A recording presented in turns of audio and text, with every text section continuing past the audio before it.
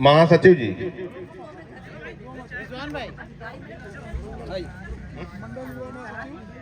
मंडल युवा महासचिव,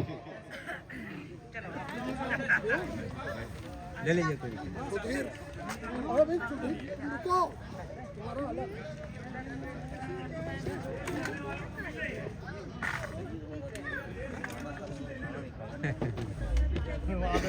र्यूमर फैलाया जा रहा है देर से आने वालों के लिए। मंडल युवा महासचिव सुधीर गौतम जी, सुधीर गौतम जी, गौरी शंकर जी, युवा नेता, जलकारी वाई समिति के अध्यक्ष संयोजक,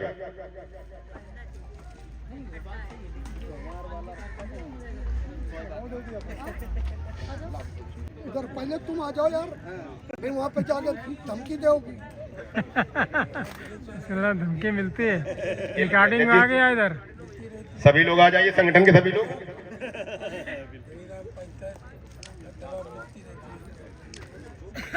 हो गया भैया।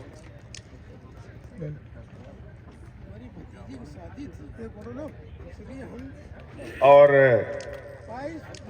बहुत सफल कार्यक्रम आप सभी के माध्यम से, और जैसा कि पैंथर जी ने बोला है कि अब जो भी कार्यक्रम होगा, अधिकतर कार्यक्रम हम लोग सभी संगठनों के लोग मिलकर इसी बुद्धा पार्क में करने का काम करेंगे। और ये हमारा नहीं, वो तो पैंथर जी के, मैं माफी चाहता हूं कि मैं अपने मुखार बिंदु से कह रहा हूं, लेकिन ये पैंथर जी के तरफ से। सुभाष चंद्रा जी, डॉक्टर सुभाष चंद्रा जी, सुभाष चंद्रा जी, प्लीज आप भी आ जाएं।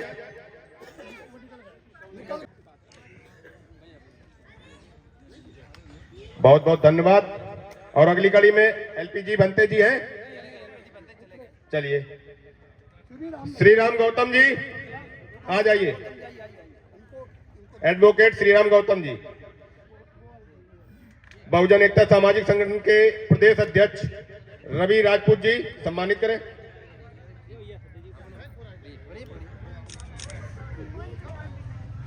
और आदरणीय राधेश्याम भारती जी, हम वो बुक बहुजन एकता सामाजिक संगठन के राष्ट्रीय उपाध्यक्ष अवसान जी से चाहेंगे कि आप उनका सम्मान करें।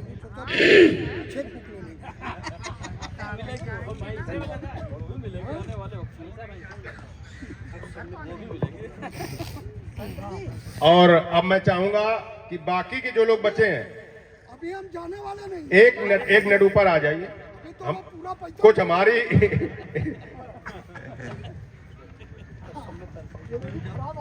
और अब मैं आमंत्रित करता हूं हरिओम खन्ना जी को, इनको हमारे आदरणीय धनीराम पैंथर जी सम्मानित करने का काम करेंगे। अरे नहीं, दीजिए आप। हमारे तो बहुत सही। और हरिओम खन्ना जी को चलिए आगे।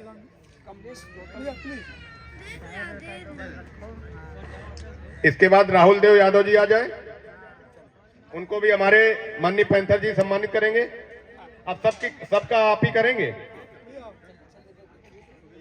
ज्यादा पैसा लग जाएगा तुम्हारे, वो कोई दिक्कत नहीं। ये ध्यान रखो। टैक्स बढ़ जाएगा, जीएसटी। और शेखर गौतम जी आ जाए। भाई शेखर गौतम जी हैं? शेखर गौतम जी, चलिए कोई बात नहीं। विनय सेन जी आ जाइए, आइए। सुशील जी, विनय सेन जी आ गए हैं, फटाफट जरा। कमलेश गौतम जी, कमलेश गौतम बीटीआई, आइए। कमलेश भैया कहाँ गए? हाँ हाँ, कमलेश गौतम जी, और ये विनय सेन जी का सम्मान हो रहा है। कमलेश गौतम जी,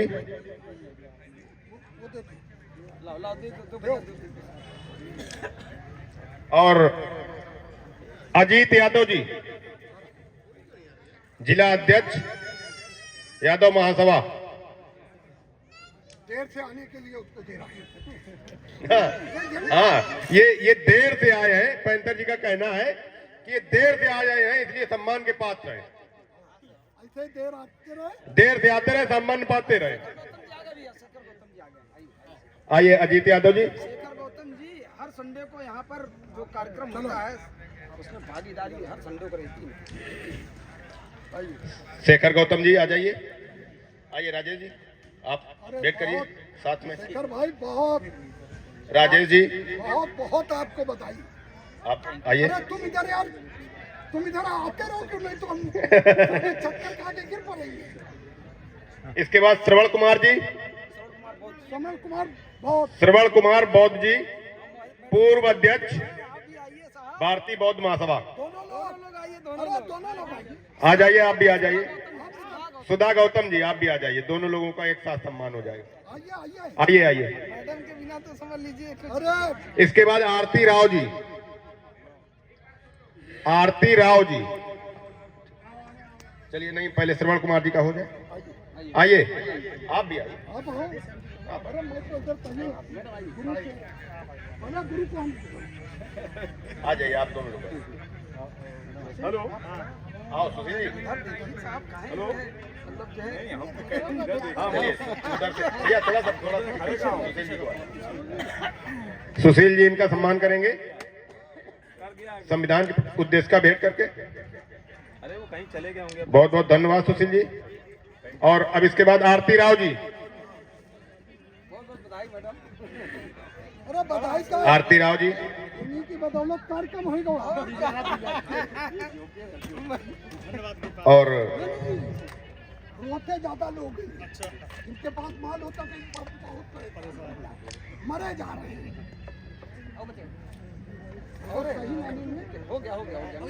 को नमन करते हुए और सम्मानित सामने बैठे मुल्क के मालिकों को नमन करते हुए मैं अपनी बात रखना चाहता हूं। मैं राहुल देव यादव, शोध छात्र, कानपुर विश्वविद्यालय, चंद्रशेखर आजाद कृषि एवं प्रौद्योगिकी।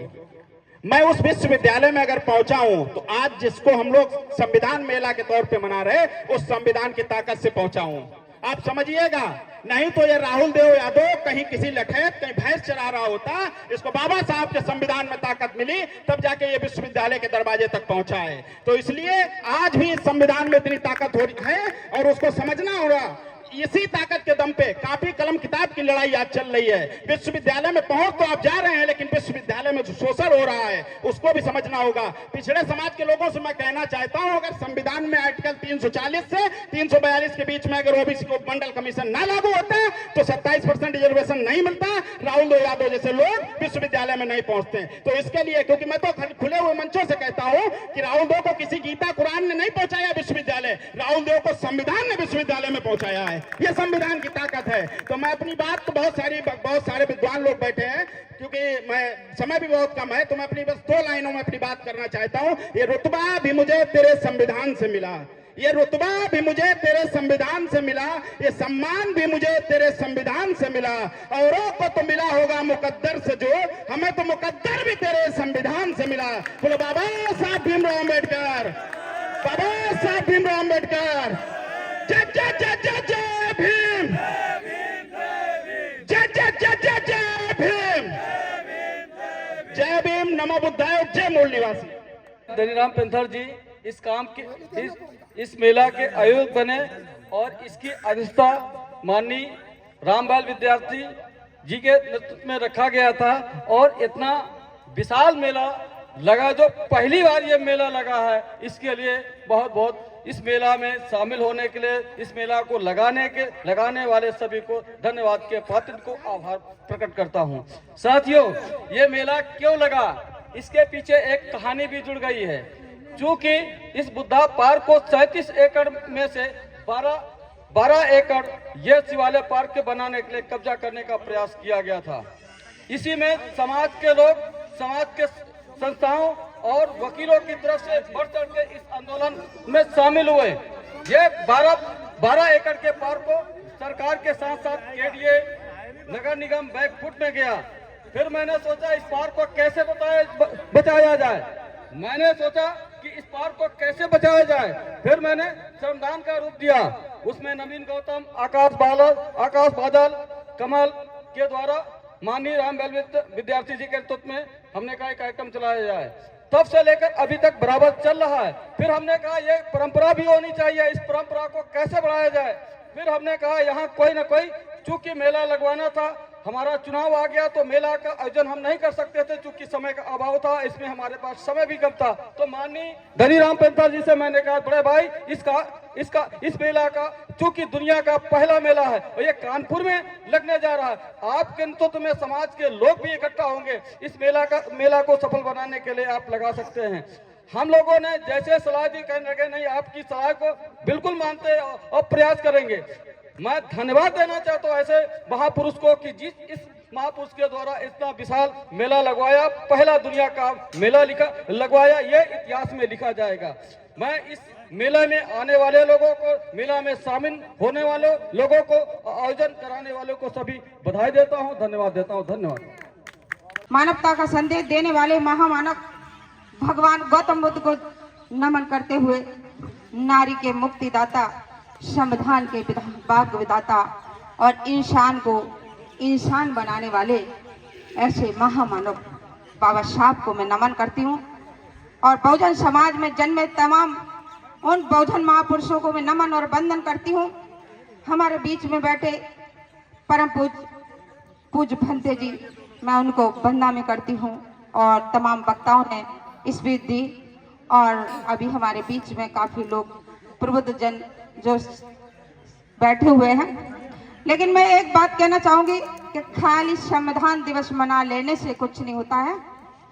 हम जब तक आज ये कसम नहीं खाएंगे, शपथ नहीं लेंगे कि हमें भारतीय संविधान के मूल पृष्ठ पे भारत के संविधान की प्रस्तावना जो लिखी हुई है, हमें मौजवानी याद होनी चाहिए कि हम भारत के लोग भारत को एक संपूर्ण प्रबुद्ध, संपन्न, समाजवादी, धर्मनिरपेक्ष, लोकतंत्रात्मक गणराज्य बनाने के लिए तथा उसके समस्त नागरिकों को सामाजिक, आर्थिक, राजनीतिक, न्याय, विचार, अभिव्यक्ति, विश्वास, धर्म और उपासना की स्वतंत्रता, प्रतिष्ठा और अवसर की समता प्राप्त कराने के लिए तथा उन सब में व्यक्ति की गरिमा, राष्ट्र की एकता, अखंडता सुनिश्चित कराने वाली बंधुता बढ़ाने के लिए दृढ़ संकल्प होकर आज इस बुद्धा पार्क में हम इकट्ठे हुए हैं। ठीक है ना? तो हमें ये मौजवानी याद होना चाहिए। हम 26 नवंबर मनाने चले और हमें संविधान की मूल पृष्ठ की प्रस्तावना याद नहीं है। ये हमारे समाज की विडंबना है, हमारे 85% की विडंबना है, हम बहनों की विडंबना है। उस पर अभी हमने यही चेयर पे बैठकर 2 लाइनें लिखी हैं और मैं YouTube चैनल के माध्यम से कुछ गाने भी गाती हूँ। क्यों गांव में महिलाएं कहती हैं कि हमें बाबा साहब के, हमें भगवान बुद्ध के गाने नहीं गाने आते हैं। तो उस पर एक मैं साधारण सीधी सी भाषा में अपने घर में एक वीडियो बनाती हूँ नॉर्मल तरीके से और मैं अपलोड करती हूँ। जो मेरा चैनल है ऊषा गौतम 007। जो भी भाई बहन सुने, लाइक और शेयर करें। और मैं उन लाइनों को दोहराती हूँ जो हमने अभी अपने कलम से लिखी हूँ। बाबा साहब की शिक्षा दिलाई न होती, बाबा साहब ने शिक्षा दिलाई न होती, तो हम बहनों की भारत में दुर्गति होती। बाबा साहब ने शिक्षा दिलाई न होती, तो हम बहनों की कैसी ये दुर्गति होती। होती कि न होती? बाबा साहब ने शिक्षा दिलाई न होती, तो हम बहनों की कैसी ये दुर्गति होती। आज यहाँ मंच पे नहीं खड़े होते, आज इतना सुंदर सा संविधान के उपलक्ष्य में कार्यक्रम नहीं रख पाते हम लोग। आज इतनी सुंदर सी ड्रेस हमारे बीच में ना होती, हमारे शरीर पे ना होती। उन पढ़े लिखे, जो पढ़ी लिखे बहनें हैं हमारी, जो आज बाबा साहब के संविधान के कार्यक्रम में शिरकत करने नहीं आई तो उनके लिए भी अनपढ़ रहना ही पड़ता सदा पर यहाँ, अनपढ़ रहना पड़ता सदा ये यहाँ, शिक्षा का नाम न होता कहाँ। अनपढ़ रहना पड़ता सदा ही यहाँ, शिक्षा का नाम न होता यहाँ, शिक्षा का नाम न होता यहाँ। बंद ही रहती अपने चार दीवारी में सदा, बंद रहती यहाँ चार दीवारी में सदा, अपने जीवन को घुट घुट के जीती यहाँ, अपने जीवन को घुट घुट के जीती यहाँ। एक सबसे खराब प्रथा क्या थी, मैं उस 2 लाइनों को और आपके समझ प्रस्तुत करती हूँ और उसके बाद विराम देती हूँ। पति मरने की खबर जब मिलती हमें, खुद जिंदा रहने को हम तरसते यहाँ। पति मरने की खबर जब मिलती यहाँ, हम जिंदा रहने को तरसते यहाँ।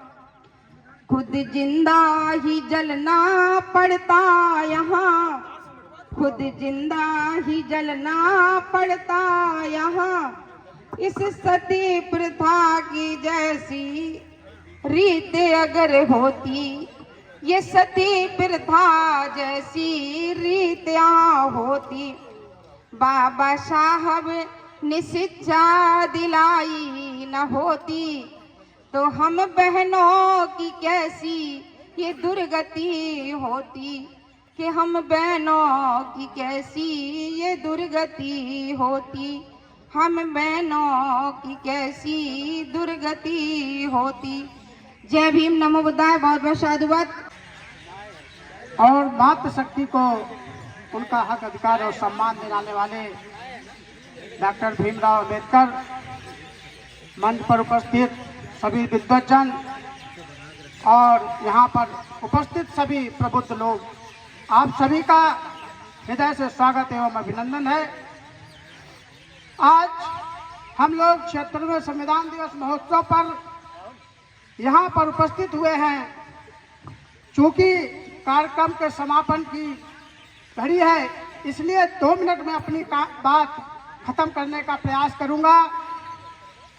आज हमें अपने हक और अधिकार के लिए लड़ने के लिए, आंदोलन करने के लिए फिर से जरूरत है। हालांकि हमारे महापुरुषों ने यह पहले से बिगुल बजा रखा है, उसी की चाय लाने कह करके अपनी बात शुरू करूंगा। हाकिमे वक्त क्यों अब ठौर करे, हाकिमे वक्त क्यों अब ठौर करे, उसकी मर्जी जिसे चाहे उसे गौर करे। चाहता हर कोई है कि बगावत हो, पर बात वही, शुरुआत कोई और करे, शुरुआत कोई और करे। भारत के संविधान आर्टिकल 51 में एक बात स्पष्ट लिखी गई है कि भारत के किसी भी नागरिक, और खास तौर से जो जिम्मेदार नागरिक, सरकार में बैठे लोग, वो पाखंडवाद, अंधविश्वास, इनको खात्मा करके भारत को आधुनिक वैज्ञानिक दृष्टिकोण पर आगे ले चलने का काम करना चाहिए। बाबा साहब ने जब संविधान समर्पित किया तो एक बात कही कि यदि हम भारत को एक अखंड आधुनिक वैज्ञानिक दृष्टिकोण का भारत बनाना चाहते हैं तो हमें सभी धर्म ग्रंथों की संप्रभुता को त्यागना होगा। लेकिन आज सरकार में बैठे लोग, आप बताइए, जो अभी हमारे एक बहन ने कहा कि टैक्स का पैसा सभी लोगों ने दिया है और सभी लोगों से लिया जा रहा है, लेकिन एक विशेष संप्रदाय के आप मठों का, मंदिरों का, उनके स्थलों का जो निर्माण कर रहे हैं, उसी के तहत आप इसे भी शिवालय बनाने जा रहे थे। क्या आपके कान में ये बात नहीं जाती कि बौद्ध मठ भी बनवाए जाएं या चर्च भी बनवाए जाएं या मस्जिदें बनवाई जाएं? अगर ये बात नहीं जाती तो भारत का जो टैक्स मिल रहा है वो टैक्स किसी एक मजहब के स्थलों पर खाली क्यों खर्च किया जा रहा है? और उससे भी बड़ी बात है एक और कि सरकार से के द्वारा पोषित, उनके द्वारा दिया गया फंड या उनके द्वारा जो संरक्षण मिल रहा है उसके तहत कुछ लोग एक काम और कर रहे हैं। वो भारत से खुश नहीं है, वो इसे हिंदू राष्ट्र बनाना चाहते हैं। तो इस मंच के माध्यम से हम ये पूछना चाह रहे हैं कि अगर आप हिंदू राष्ट्र बनाओगे तो हमारे मुसलमान भाई का क्या होगा? अगर आप हिंदू राष्ट्र बनाओगे तो हमारे सिख भाई का क्या होगा? अगर आप हिंदू राष्ट्र बनाओगे तो हमारे ईसाई भाई का क्या होगा? जो एक नारा था, हिंदू मुस्लिम सिख ईसाई हम आपस में भाई भाई। आप कितना देश को बांटना चाहते हो? हमने किसी से पूछा कि भाई ये सरकार देश को इतना बर्बाद क्यों कर रही है? तो किसी ने कहा कि भाई ये देश जो है ना उनका नहीं है, इतिहास में समझो ये देश अपना है।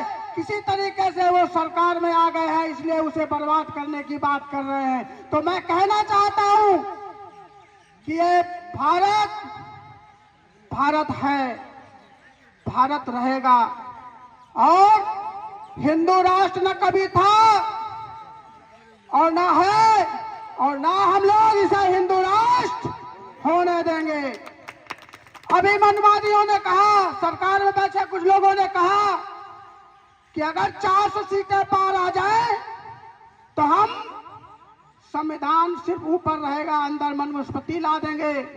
तो उनको फिर मैं एक संदेश देना चाहता हूं कि संविधान 1949 में आ गया, तब से अब तक संविधान है और ये सदियों तक रहेगा जब तक भारतवर्ष है। आपकी 400 सीटें क्या, आने वाले समय में हमारे बहुजन समाज की सीटें आएंगी, हमारे बहुजन की सरकार बनने वाली है।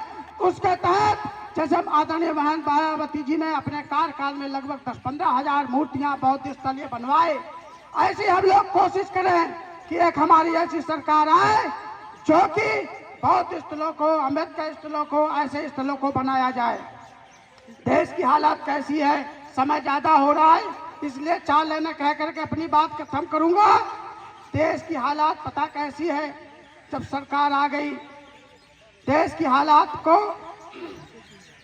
2 लाइनों में बात खत्म करना चाहूंगा। झील में पानी बरसता है हमारे देश में, झील में पानी बरसता है हमारे देश में, खेत पानी को तरसता है हमारे देश में, जिंदगी का हाल खस्ता है हमारे देश में, दूध महंगा खून सस्ता है हमारे देश में। हमारे समाज के कितने लोगों का आज मर्डर हत्याएं हो रही हैं। इसलिए अपनी बात को खत्म करते हुए और यहाँ जो लोग उपस्थित हैं और ये बात जहाँ पहुँचनी चाहिए वहाँ पहुँचे, तो मैं बोलूँगा जय भारत, आप बोलोगे जय संविधान। जय भारत, जय भारत, जय भारत, इंकलाब, इंकलाब। मैं उनको और उनके सभी साथियों को हृदय से धन्यवाद देता हूँ, मंगल कामना करता हूँ और उनके हर एक कार्यक्रम में हर 26 नवंबर को या इस बुद्धा पार्क में पैंथर जी जो भी कार्यक्रम करेंगे, हर कार्यक्रम में मेरी तरफ से उनको 1000 रुपये में सहयोग के रूप में जब तक जिंदा रहूँगा तब तक उनको मैं देता रहूँगा और मैं उनके लिए मंगल कामना करता हूँ। धन्यवाद। और इसके अलावा मैं और क्या कह सकता हूँ, मैं पूरे दिन भर सुनता ही रहा हूँ, आप लोग भी सुनते रहें, सिर्फ मंगल कामना के अलावा। और बस यहीं से मैं अपनी बात को समाप्त करता हूँ। नमो बुद्धाय, जय भीम। सर्वे सता सुखी होन्तु, सर्वे होन्तु चखेमिनो, सर्वे भद्राणि पश्यन्तु मा कञ्चित् दुःखमागमा सर्वे सत्ता सुखी होन्तु सर्वे होन्तु सुखिनो सब बेघर को घर है। मैं चलते चलते, क्योंकि हमें भी बहुत दूर जाना है साहब, साहब ने हमें जबरदस्ती रोक दिया। निर्धन को धन दिया बेघर को घर है। ताली तो बजाएंगे, तेरे संविधान का हुआ ये असर है। तेरे संविधान का हुआ ये असर है।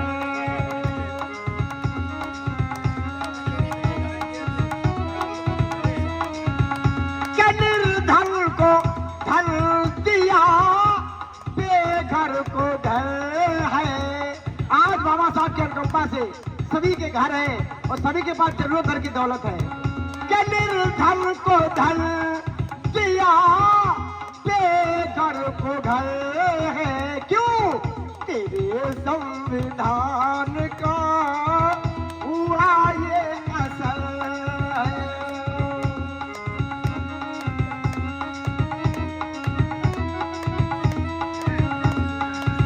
अगली लाइन और अंतिम लाइन। किया था परिश्रम साहब लंदन को धाए, बेच कर ऊपले रवाने बढ़ाए।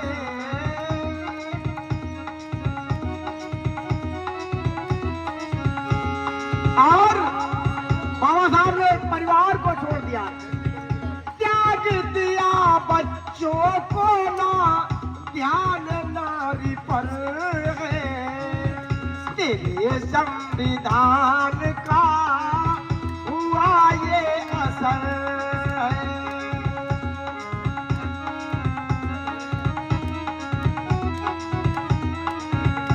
निर्धन को धन दिया बेघर को घर है।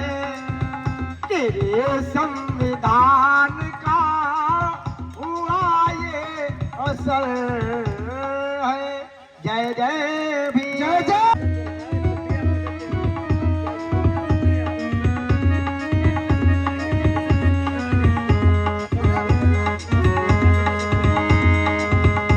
कहना पड़ा अथक परिश्रम किया देखो मेरे सामने। अथक परिश्रम किया देखो मेरे सामने। उनकी बात बताने हम आए हैं, भीम जी की चर्चा सुनाने हम आए हैं। और बहन जी ने ये 100 पत्र मुद्राएं भेज दी है। कहना पड़ा भीम भीम मेरे भीम आपकी कृपा आशीष।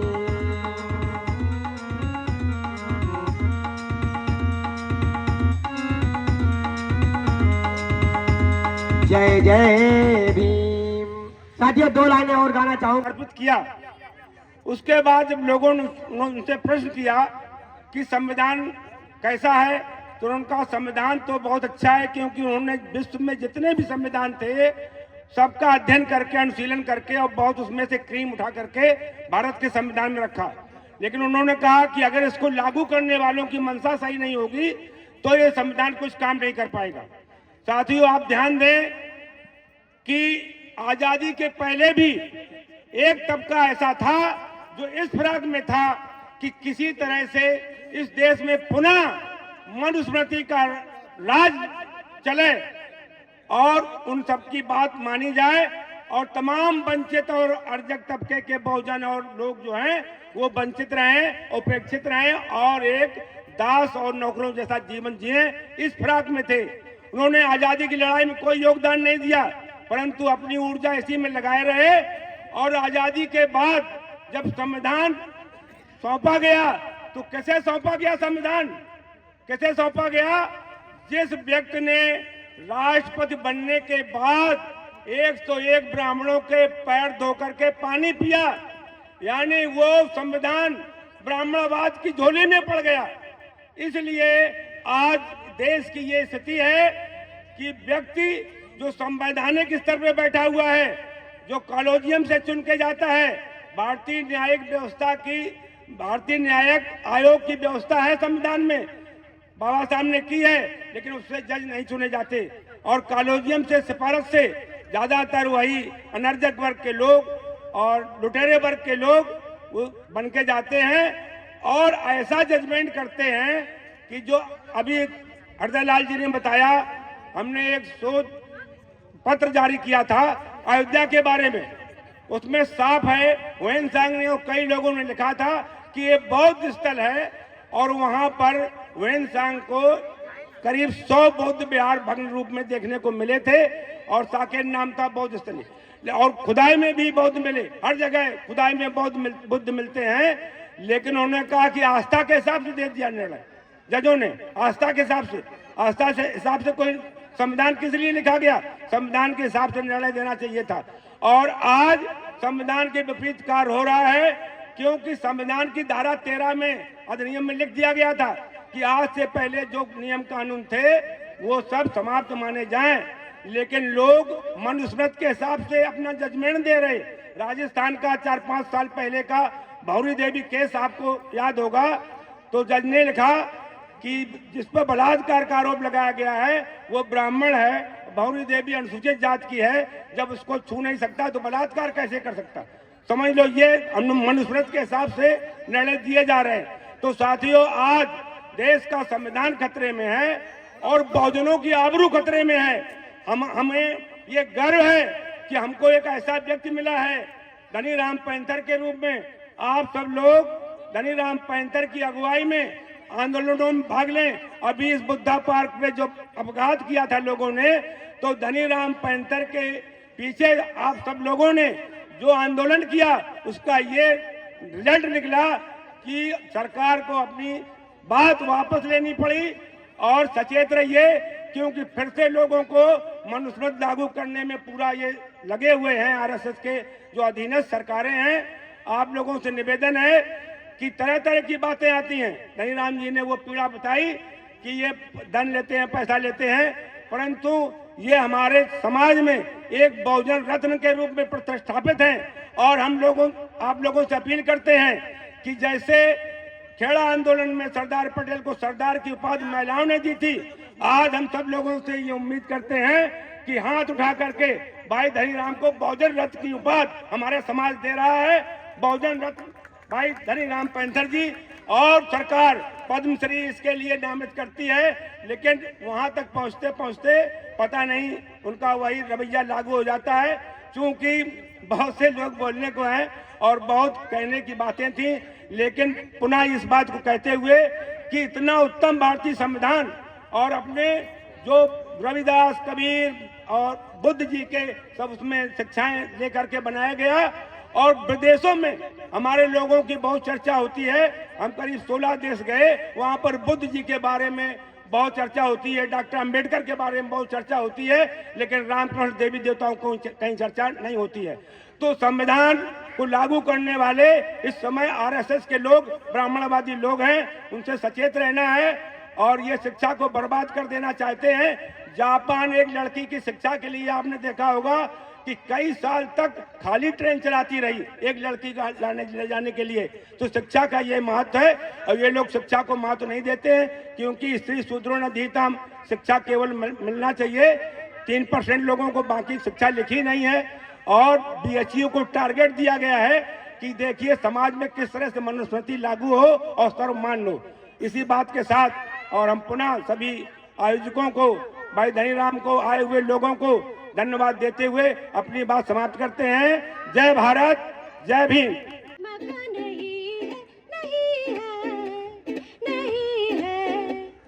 यही कहना चाहा भीमा देव भूमि भारत में, भारत में शरीर का है जात पात, आत्मा का नहीं है, नहीं है। यही कहना चाहा भीमा देव भूमि भारत में।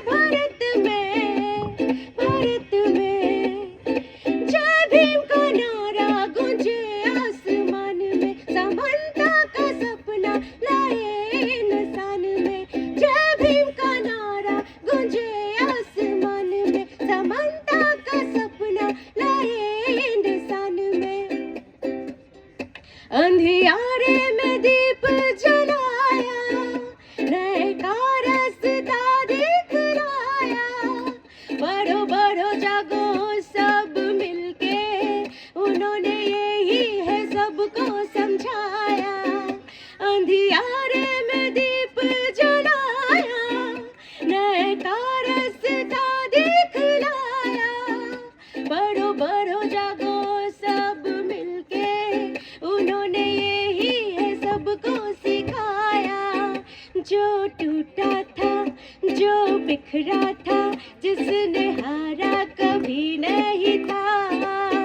जो टूटा था, जो बिखरा था, जिसने हारा कभी नहीं था। वो है हमारे भीमराव, वो है हमारे भीमराव, जो भारत का है जिंदा सूरज था। जो टूटा था, जो बिखरा था, जिसने हारा कभी नहीं था। जय भीम, जय जय था, जिसने हारा कभी नहीं था। जो टूटा था, जो बिखरा था, जिसने हारा कभी नहीं था। वो है हमारे भीमराव, वो है हमारे भीमराव, जो भारत का है जिंदा सूरज था। जो टूटा था, जो बिखरा था, जिसने हारा कभी। तो मैं यश्मिता कोलकाता से, मैं मेरे भाई डॉक्टर उपेंद्र कुमार रोशन के जो मिशन है डॉक्टर अंबेडकर प्रोग्राम ज्योति मिशन के, मैं मिशन सिंगर हूँ। मैं खुद गाना लिखती हूँ। उन्होंने ही मुझे डॉक्टर अंबेडकर को जानने में, पहचानने में मदद किए है, और ये उस महानायक के लिए मेरे तरफ से श्रद्धांजलि है जो मैंने उनके लिए लिखे हैं।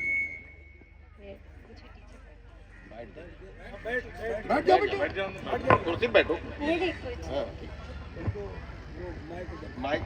है कारण हम सब जानते हैं कि 26 नवंबर 1949 को भारतीय संविधान सभा के द्वारा भारत के संविधान को स्वीकार किया गया था, जो 26 जनवरी 1950 को प्रभाव में आया। भारत का संविधान दुनिया के सबसे बड़े संविधानों में से एक है। संविधान का निर्माण भारतीय संविधान सभा के कई समितियों द्वारा किया गया। संविधान हमारी शान है, हम सबकी पहचान है। नियमों और कानूनों का ये स्वच्छ विधान है। भारतीय संविधान सभा की प्रमुख समिति सबसे महत्वपूर्ण समिति है। इस समिति के अध्यक्ष डॉक्टर भीमराव अंबेडकर थे, इसलिए डॉक्टर भीमराव अंबेडकर को हमारे संविधान का जनक भी कहा जाता है। डॉक्टर भीमराव अंबेडकर की 125वीं जयंती के रूप में 26 नवंबर 2015 को भारत की सरकार ने सबसे पहले संविधान दिवस मनाया था। धन्यवाद। लेकिन बीच बीच में ऐसी घटनाएं घट जाती हैं जो ये संदेश दे देती हैं कि लगता है ये भारत के लोग नहीं हैं। कई तरह की घटनाएं ऐसी आती हैं। मैं केवल सांकेतिक बात ये कह करके, और चूंकि पैंथर साहब का निवेदन है, इच्छा है उनकी कि मैं कुछ लिखता हूँ, इसलिए कविता के माध्यम से कह दूँ। विद्या गौतम जी के साथ बहुत समय बाद मुलाकात हो रही है, तो सुने। आप जानते हैं कि इस कार्यक्रम के शुरुआत से और अब तक बार बार ये बात हुई है कि सब कुछ झूठ का साम्राज्य खड़ा हुआ है। अभी हमारे मुख्य वक्ता भी कहकर चले गए कि वास्तव में तो वो साकेत नगरी है, साकेत, लेकिन वहां भी झूठ का झंडा, ध्वजा, पताका फहराई जा रही है। तो आइए, कभी ऐसा लगा तो हमने लिख दिया आप सुने, आप ध्यान से। कविता का शीर्षक है झूठ। हम झूठे संसार में, हम झूठे संसार में अनूठे रहते हैं। जैसे मुट्ठी बंद हाथों में अंगूठे रहते हैं। हम झूठे संसार में अनूठे रहते हैं। जैसे मुट्ठी बंद हाथों में अंगूठे रहते हैं। हम तो स्वयं पर निर्भर या समाचार पत्रों में, हम तो स्वयं पर निर्भर या समाचार पत्रों में, फिर भी फंसा हुआ क्यों तू तंत्रों में मंत्रों में। मान के खातिर तूने स्वयं को सस्ता कर डाला। जो कर्ण सुनी नेत्रों देखी उसको मैंने कह डाला। मान के खातिर तूने स्वयं को सस्ता कर डाला। जो कर्ण सुनी नेत्रों देखी उसको मैंने कह डाला। अन्नादि मिल गए फिर भी नीर बिन, रहीमन पानी राखिए बिन पानी सब सून। जरा यहाँ नीर शब्द पानी का मीनिंग है, और अन्न तो मिल ही रहा है 80 करोड़ को। अन्नादि मिल गए फिर भी नीर बिन, झूठे रहते हैं। जैसे मुट्ठी बंद हाथों में अंगूठे रहते हैं। सत्यम वद का नारा कहो किसने नहीं उचारा। उच्चारण करता ही तो अब इससे किए किनारा। सत्यम वद का नारा कहो किसने नहीं उचारा।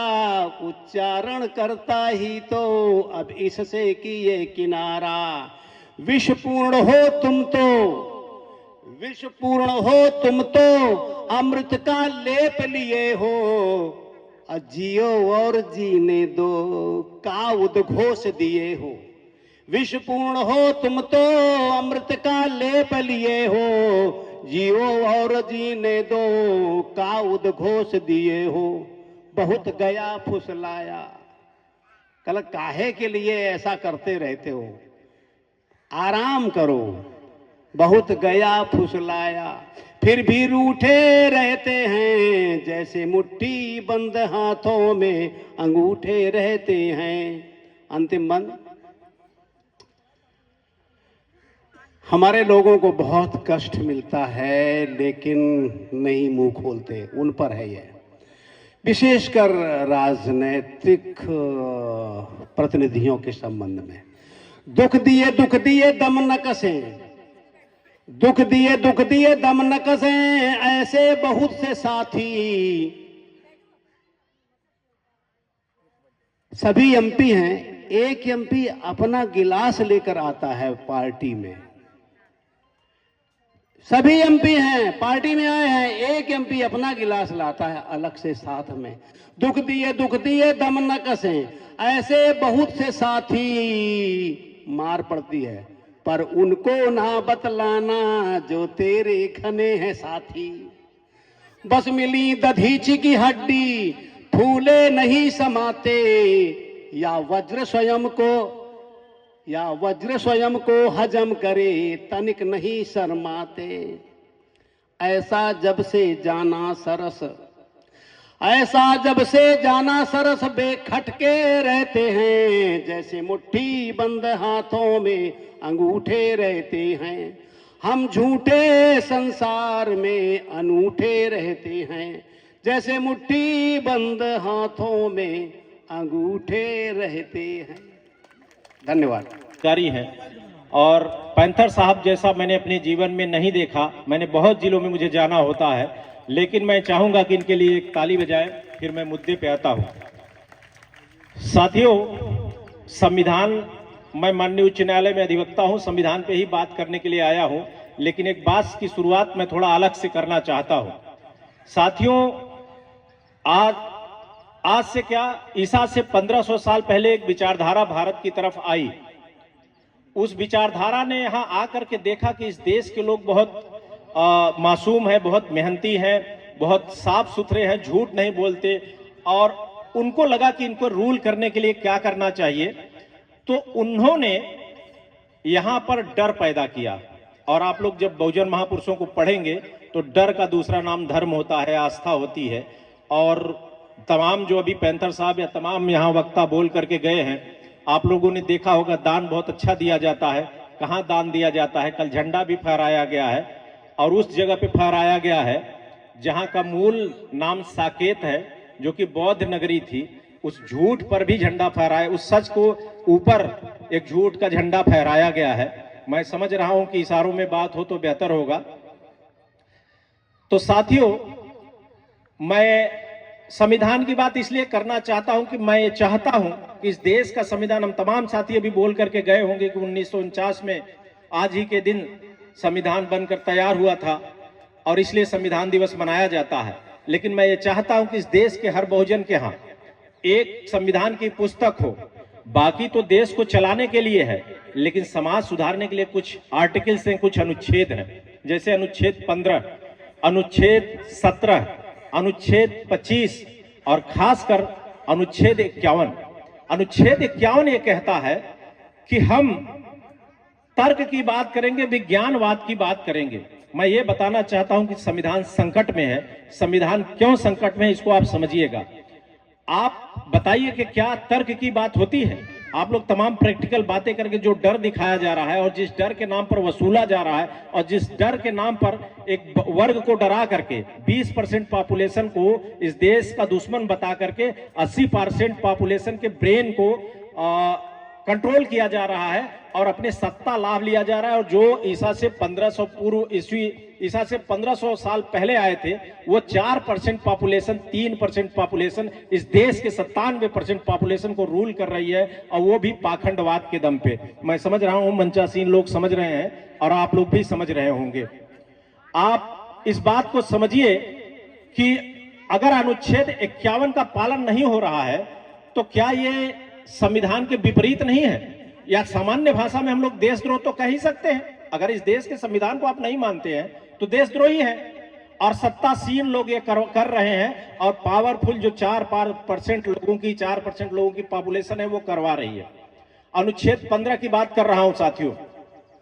आप ये बताइए, ये कहा जाता है कि किसी के साथ, या आप तमाम अनुच्छेद जो मैंने चर्चा की, इस देश में इसके संविधान में लिखा गया है कि किसी के साथ क्षेत्र, जाति, रंग, लिंग आदि के आधार पर भेदभाव नहीं होगा। आप बताइए, सीधा भेदभाव हो रहा है। आप मंदिरों में प्रवेश करिए, आपका अपमान तुरंत हो जाएगा। अगर आप बहुजन समाज से हैं, यानी पिछड़ा और दलित समाज से हैं, मूछे रख के ताव दे दीजिए, गोली मार दी जाएगी। मध्य प्रदेश में बहुत गोली मारी जाती है। और अगर आपने अभी कल एक मर्डर हो गया, किसी अनुसूचित जात के व्यक्ति ने अपने नाम के आगे राजा लिख दिया था। तो आजकल जो सत्तासीन है, हमारे सर्वोच्च सत्ता पे बैठे हुए बाबा जी हैं, उन्हीं की एक स्वजाति ने उस व्यक्ति की हत्या कर दी। उनका कहने का मतलब, राजा तुम कैसे लिख दिए। मुझे हंसी आती है। वैसे तो मैं जातिवादी हूँ नहीं, नास्तिक आदमी हूँ, लेकिन कभी कभी चिढ़ाने के लिए बोल देता हूँ साथियों। उन महोदय को या उनके समस्त समाज के लोगों को मैं सवाल करना चाहता हूँ, आप राजा हैं, किस बात के राजा हैं आप? अगर आप राजा हैं जात के आधार पर, तो हृदयलाल मौर्य उस जाति से संबंध रखता है जिनका शासन क्षेत्रफल 52 लाख वर्ग किलोमीटर था। तुम्हारे जैसे 600 राजा हमारे अंडर थे, सम्राट एकमात्र हुए हमारे स्वजाति। लेकिन उसमें मेरा क्या रोल है? मुझे कोई गर्व नहीं है। लेकिन मैं चिढ़ाने के लिए बोलता हूं कि अगर तुम्हें राजा होने पे गर्व है तो हमें सम्राट होने पे भी गर्व होगा। साथियों, बुद्ध से बड़ा विचार, मैं अभी पिछली बार भी मुझे पड़ोसी जिले में बुलाया गया था, आपके कानपुर देहात में। मैंने कहा था बुद्ध से बड़ा किसी का विचार नहीं, और सम्राट अशोक से बड़ा भारत में कोई शासक नहीं, और डॉक्टर अंबेडकर से बड़ा भारत में कोई ज्ञानी नहीं हुआ। अपने आप को जिसको कहना है तो कह ले। आप ये सोचिए कि इस देश का संविधान कितना मजबूत होगा, जिस देश का संविधान भारतवर्ष का सबसे योग्य व्यक्ति लिखा हो, और कुछ मूर्ख टाइप के लोग ये कहते हैं कि एक नए संविधान निर्माता आ गए हैं। BN राव, 3% पॉपुलेशन के 5-7 लोग हैं, तांडव करके रखे हुए हैं।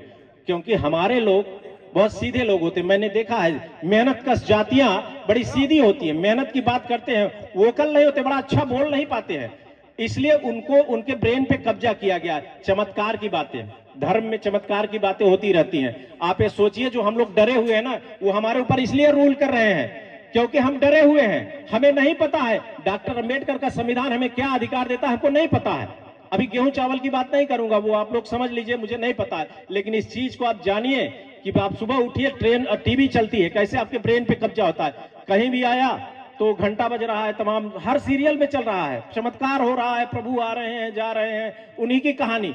और हमें लगता है कि हाँ प्रभु कुछ नहीं, प्रभु ही चाहेंगे तो कुछ होगा। आप सोचिए, सारे जो हमारे यहाँ शिक्षा की देवी, ज्ञान की देवी, धन की देवी सब यही है। और देश की स्थिति क्या थी 1962 में? संभवतः 25-26 लाख लोग बिना खाए मर गए थे। ये देश की दशा थी। आप सोचिए कहाँ थे ये लोग? कभी चमत्कार नहीं हुआ साथियों। आपके हितों की रक्षा इस देश का संविधान करेगा। जब लोग आपको मार रहे होंगे तो इस देश का संविधान आपको बचाएगा। इसलिए संविधान की पुस्तक आपके घर में होनी चाहिए। मैं अनुच्छेद 25 की बात कर रहा हूं। धर्म की आजादी, अभिव्यक्ति की, धर्म की आजादी का विषय है। आप बताइए, अभी आगरा में एक मुस्लिम समाज के व्यक्ति जो संभवतः 70 साल के रहे होंगे, वो दाढ़ी रखे थे। आप बताइए, मेहनत से वो टूर ट्रेवल की गाड़ी चलाने वाला एक वर्तमान योगी जी की बिरादरी का व्यक्ति उनसे कह रहा है कि तुम जय श्री राम कहो।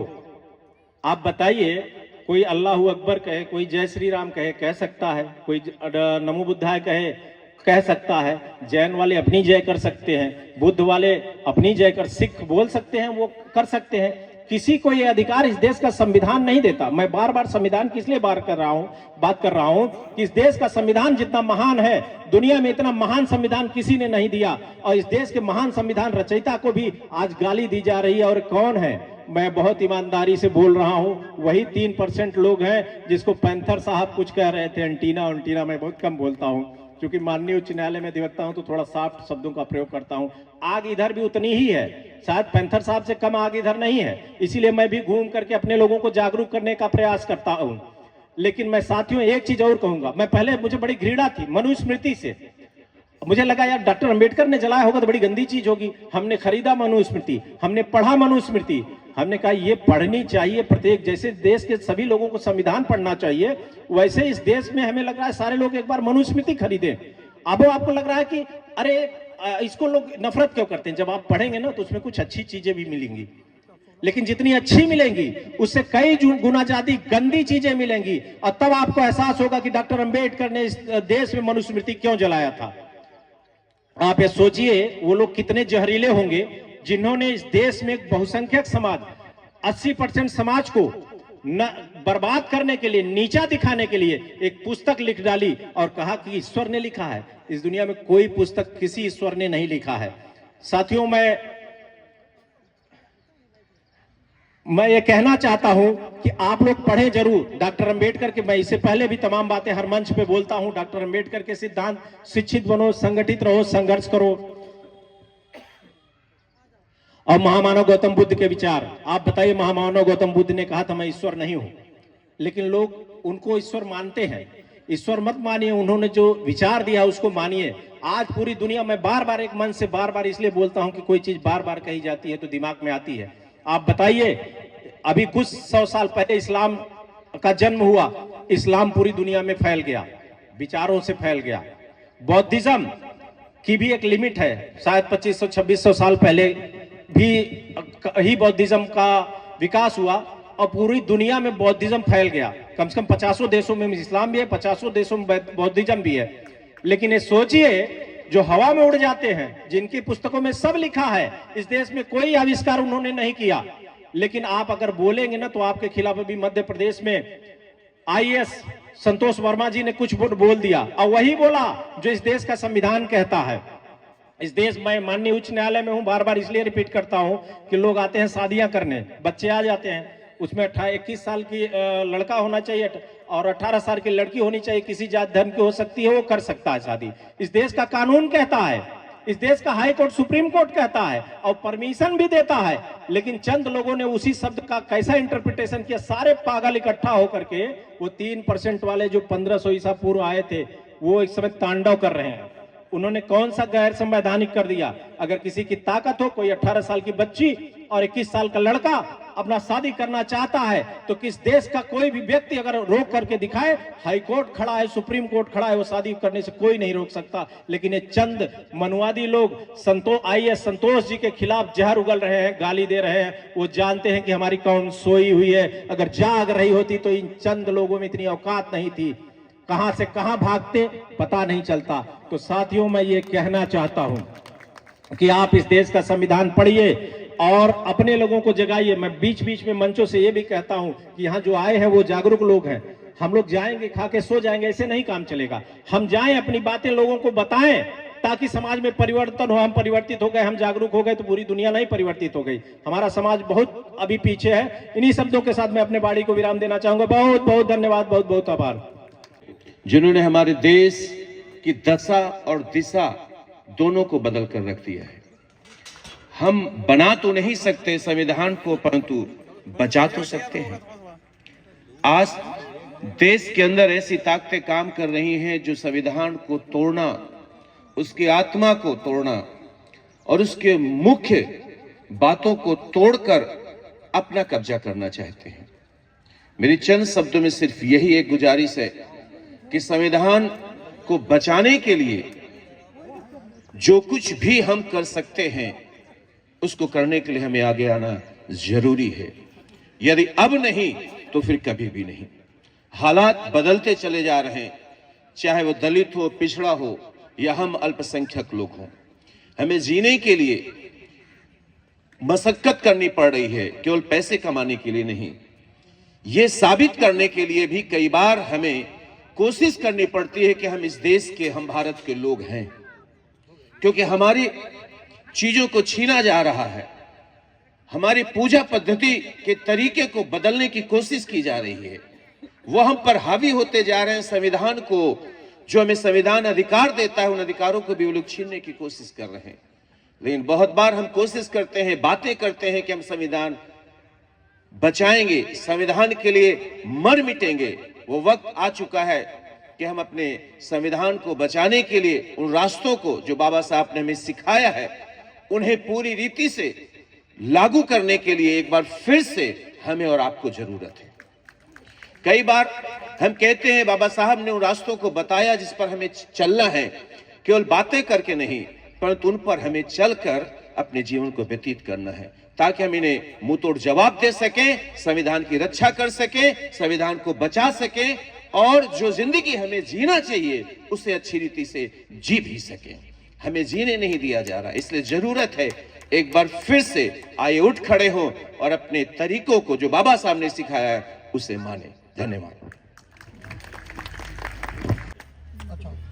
भगवान बुद्ध जी को, डॉक्टर भीमराव अंबेडकर साहब को श्रद्धा सुमन अर्पित करता हूं।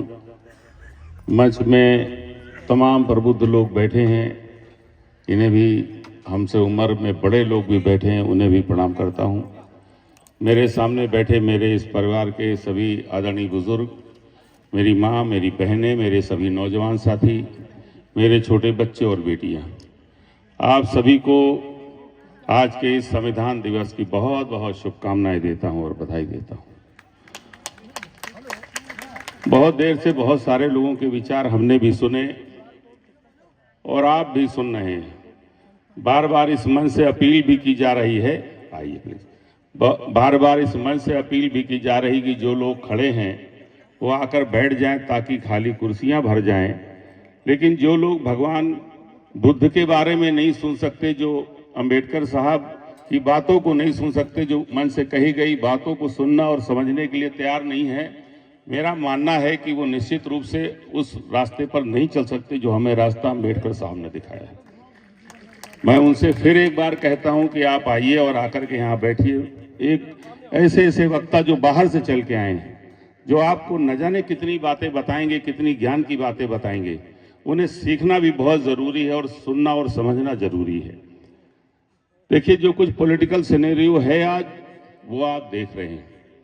बहुत सारी बातें हमारे धनीराम भाई ने भी कही, बहुत बातों में सच्चाई है, लेकिन मैं एक बात कहना चाहता हूं, खाली यहाँ पर भाषण सुन के और चले जाना इतना काफ़ी नहीं है, बल्कि आपको उन तमाम लोगों के बीच जाना पड़ेगा उनके बीच बैठना पड़ेगा जो सुबह उठकर अपने बच्चों के पेट भरने के लिए मजदूरी के लिए चले जाते हैं। उनके पास कुछ सोचने का वक्त ही नहीं है, वो सोच भी नहीं पाते कि हमें इससे आगे भी कुछ करना है, हमें अपने बच्चों को पढ़ाना भी है।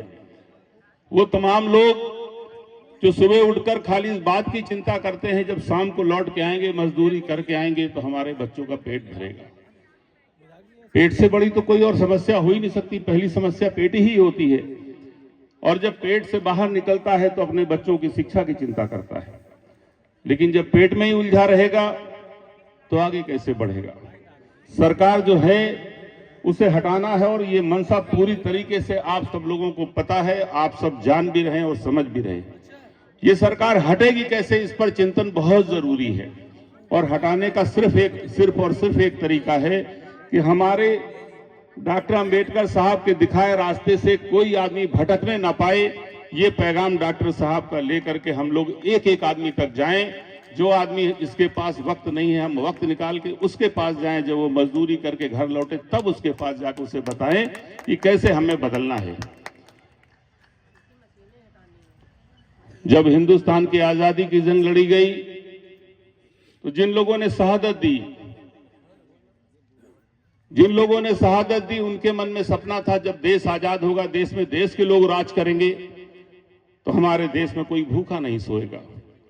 जब देश में देश के लोग राज करेंगे तो कोई बच्चा शिक्षा से वंचित नहीं रहेगा। जब देश में देश के लोग राज करेंगे तो हमारा नौजवान जब पढ़ लिख कर बाहर निकलेगा तो उसे रोजगार मिलेगा। हमारे इस देश में वो तमाम गरीब लोग जिनके पास साधन नहीं है, अगर बीमार हो जाएंगे तो सरकार उनकी इलाज की व्यवस्था करेगी। इस सपने के साथ हिंदुस्तान की आजादी के जंग में लोगों ने शहादत दी थी, लेकिन आज आजादी के दीवानों का वो सपना तोड़ के ये सरकार ने रख दिया है और गरीब आज भी और गरीब होता जा रहा है। और केवल अडानी और अंबानी इस देश को चलाने का काम कर रहे हैं। देश की 80% 90% पूंजी केवल 2 लोगों के पास और 10% पूंजी में पूरा देश समझाया जा रहा है। पूरे देश का ख्याल रखने की बात की जा रही है। ये बहुत बड़ी खराब बात है कि जब देश का प्रधानमंत्री कहता है कि 82 करोड़ लोगों को हम 5 किलो राशन दे रहे हैं, ये सम्मान की बात नहीं है, बल्कि ये गरीब और दलित पिछड़ों का अपमान है। कि आपको केवल पेट तक सीमित कर दिया गया, आपकी उन जरूरतों को, आपके बच्चों की शिक्षा की बात नहीं की जा रही। अभी 6-7 हजार स्कूल ये बंद करने जा रहे थे। याद रखना, ये आपकी जागरूकता है, आपकी जागरूकता है जिसने इनको रोक दिया। 2024 में अगर पूरी बहुमत से सरकार बनाने में कामयाब हो जाते तो मेरा मानना है कि संविधान को बदल भी देते और बच्चों के रोजगार को तो छीन लेते। आरक्षण नाम की चीज जो डॉक्टर साहब ने आपको दी है, जो अस्त्र आपको दिया है, बल्कि चीज कहना नहीं बल्कि शस्त्र आपको दिया है, ये अस्त्र दिया है जो आपको मजबूत करता है, जो आपकी जिंदगी में खुशहाली लाता है, इसको छीनने का काम अब तक इन्होंने कर दिया होता।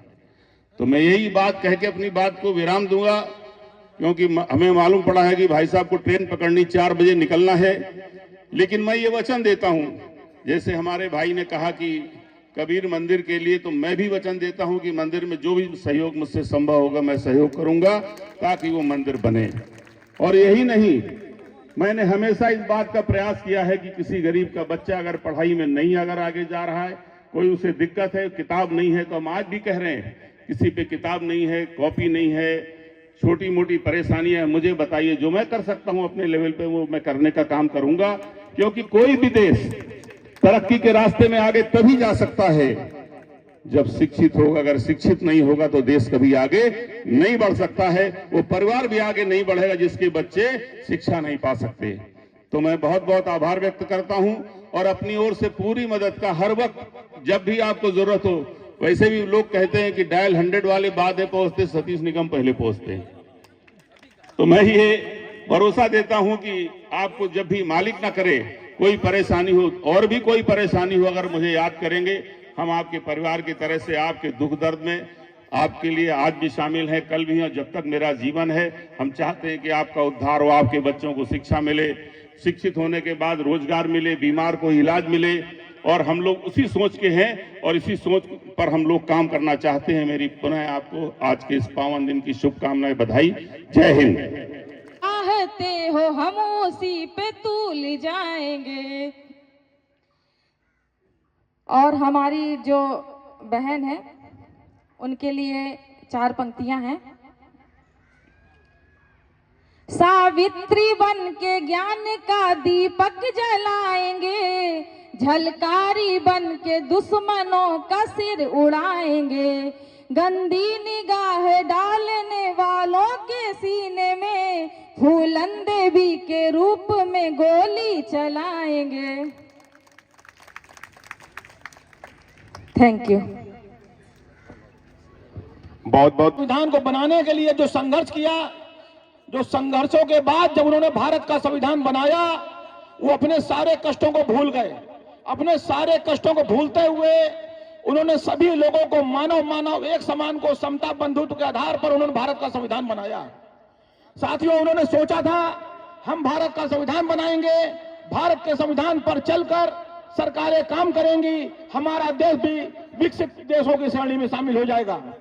लेकिन दुर्भाग्य साथियों, इस देश में बाबा साहब ने जब भारत का संविधान बनाया था, उन्होंने सोचा था इस देश में जो रॉन्ग नंबर चल रहे हैं, जो गलत सिस्टम चल रहा है, वो सब खत्म हो जाएगा। इस देश के अंदर गलत सिस्टम में मेरा तात्पर्य है कि देश का विकास विज्ञान के रास्ते पर चल के हो सकता है, भगवान के रास्ते पर चलकर नहीं। भगवान से सिर्फ हम भिखारी पैदा कर सकते हैं और विज्ञान पर चलकर इस देश में वैज्ञानिक पैदा कर सकते हैं। साथियों, आप देख रहे हैं पूरी दुनिया के सबसे बड़े बड़े मंदिर हमारे देश में बने हैं और उसके बाहर बड़ी बड़ी भिखारियों की लाइन लगी होती है। हमें चाहिए, बाबा साहब ने 3 मंत्र दिए, शिक्षित बनो, संगठित हो, संघर्ष करो। उन्होंने सोचा था हमारे लोग शिक्षित होंगे, लेकिन सरकारें, इस देश में जो भी सरकारें आ रही हैं, हमारे लोगों को सिर्फ और सिर्फ इतनी शिक्षा दे रही हैं कि वो कखारा पढ़ सके और उनके खेतों में गुलामी करता रहे। आज वैज्ञानिक लोग हैं, पूरी दुनिया में सफाई का काम बड़ी बड़ी मशीनों से हो रहा है। आज लकड़ी से लेकर लोहे का काम सब मशीनों से हो रहा है। जिस समय पूरी दुनिया में आविष्कार हो रहे थे साथियों, भारत में आविष्कार जातियों का हो रहा था। पूरी दुनिया में मोबाइल से लेकर सुई से लेकर जितने चीजें बनी हैं, सबके सब आविष्कार साथियों देश के बाहर हुए हैं। इस देश में उसकी नकल की गई है, कोई आविष्कार नहीं हुआ है। इस देश में अगर लोहे का काम करने की जरूरत पड़ी तो उन्होंने लोहार बना दिया, लकड़ी का काम करने की जरूरत पड़ी तो बढ़ई बना दिया, सफाई के काम की जरूरत पड़ी तो जब स्वीपर बना दिया, चमड़े का काम की जरूरत पड़ी तो चमार बना दिया। साथियों, इन्होंने जातियों का आविष्कार किया, लेकिन बाबा साहब ने अपने संविधान के द्वारा सबको एक बराबरी का दर्जा दिया, सभी आगे बढ़े। लेकिन उसके बावजूद हम एकजुट सिर्फ इसलिए हैं कि भारत के संविधान को मानते हैं। भारत के संविधान को मानने के कारण आज 90% हमारा युवा, इस देश का आबादी जो शांत है, आप देख रहे हैं हमारे पड़ोसी देश, चाहे नेपाल हो, चाहे वर्मा हो, चाहे भूटान हो, चाहे लंका हो, चाहे पाकिस्तान हो, सब जगह बगावत हुआ है। लेकिन हमारे देश में साथियों इसलिए नहीं हो रहा है कि हम लोग भारत के संविधान को मानते हैं, भारत के संविधान में आस्था रखते हैं। लेकिन जो भी सरकारें हैं जो बहुजन समाज के खिलाफ काम कर रही हैं, जो बहुसंख्यक आबादी के खिलाफ काम कर रही हैं, जो देश को विनाश के रास्ते पर ले जा रही हैं, वो सतर्क हो जाए, वरना उनके घरों का भी वही हाल होगा जो हमारे पड़ोस में हो रहा है। अब भी सुधर जाए। जो मंदिरों के ध्वजारोहण कर रहे हैं, भारत के अंदर बड़ी बड़ी यूनिवर्सिटियां बनावे, दुनिया की सबसे यूनिवर्सिटी भारत के अंदर बननी चाहिए। चूंकि आबादी सबसे ज्यादा है, हमारे हमें पढ़ने की जरूरत ज्यादा है, लेकिन ये सर ये दिन पर दिन हर गांव गली में मंदिर को उगाते जा रहे हैं, मंदिर को पैदा कर रहे हैं, भिखारी पैदा कर रहे हैं। इस पर रोक लगनी चाहिए। वो पैसा संसाधन हम सबका है। जो अडानी अंबानी के लिए सारे बैंक के रास्ते खोल दिए गए हैं, वो बहुसंख्यक आबादी के लोग, बेरोजगार युवकों के लिए खोले जाए, जिससे इस देश का युवा आगे बढ़ सके। इस देश को वैज्ञानिक रास्तों पर चलाने की जरूरत है। देश का विकास चाहिए तो उसी से होगा, और जिस रास्ते पर ये ले जा रहे हैं उसमें विनाश निश्चित है, विनाश निश्चित है। और जो लोग भाई बहन यहाँ पर आए हैं, इस बात को ध्यान रखें, अपने बच्चों को बाबा साहब के रास्ते पर चलाएं और उच्च शिक्षा की तरफ अच्छी से अच्छी शिक्षा दिलाएं। हमारे बहुजन समाज के लोग उद्योग धंधे स्थापित करें, इनके भरोसे मत रहें। ये आपको नरक की ओर ले जा रहे हैं, आपको दुर्दिन की ओर ले जा रहे हैं। ये उसी दशा में आपको ले जाना चाहते हैं कि जिस तरह हमारा देश सम्राट अशोक के समय तो हमारा देश स्वर्णिम काल था, उसको छोड़कर जो इनके समय जो देश की दशा रही, दुर्दशा रही है, ये फिर दुर्दशा की ओर ले जा रहे हैं, उससे सतर्क रहें। जय भीम, नमो बुद्धाय। होगा कि बदतर से बदतर जो गधा जीवन जीता है, उससे बदतर मनुष्य जीता है। अभी प्रयागराज में थोड़े दिनों पहले जो व्यक्ति इस देश को साफ करता है, एक गंदगी फैलाता है तभी सफाई की जरूरत पड़ती है, और जो साफ करता है उसके पैर धोए गए थे, पैर नहीं धोए गए थे, गला काटा गया था।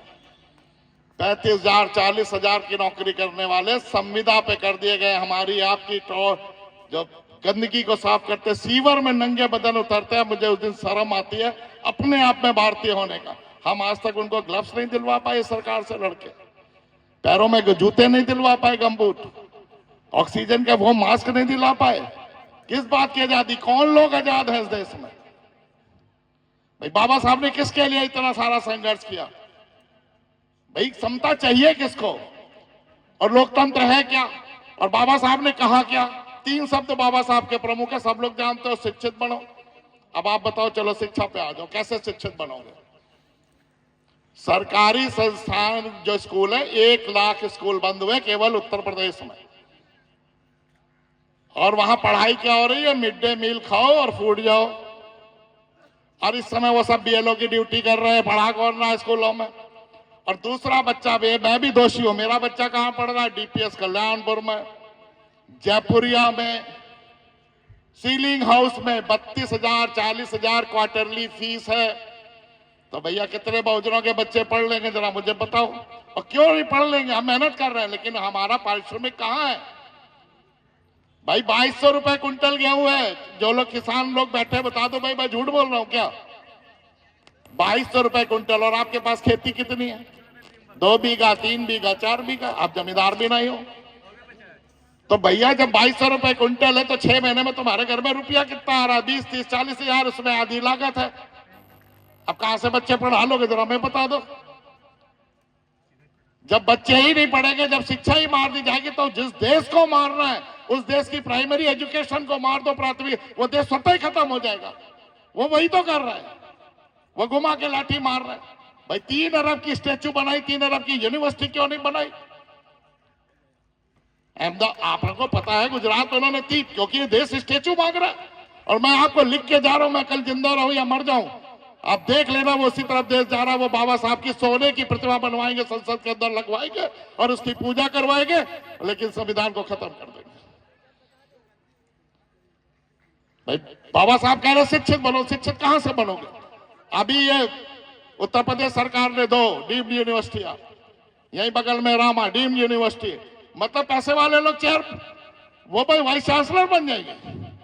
और 17 विश्वविद्यालय में एक भी SC ST OBC का वाइस चांसलर नहीं है साहब, खासतौर से OBC का। 54% आबादी है और देश में न्याय मांगते घूम रहे हो।